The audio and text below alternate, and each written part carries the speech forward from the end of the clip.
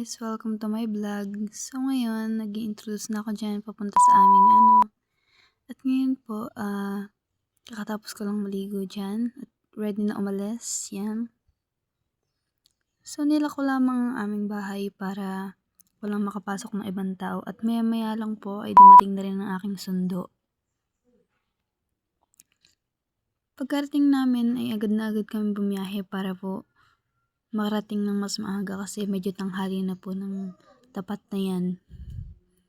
At maya maya po ay umalis na kami. Yan. Napakaganda po sa lugar na yan. Nature, sobrang hangin, sobrang lamig. Kami po kasi ay pupunta sa Tagaytay para po mag-travel. Ayan, napakaganda po ng view. Nakikita nyo naman po.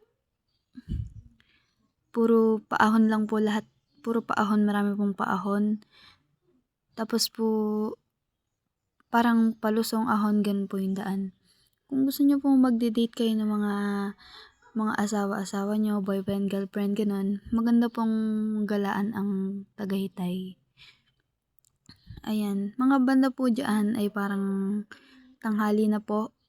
At ang aming pong pagpapatakbo ay sobrang bilis kasi po may pupuntahan po kami event.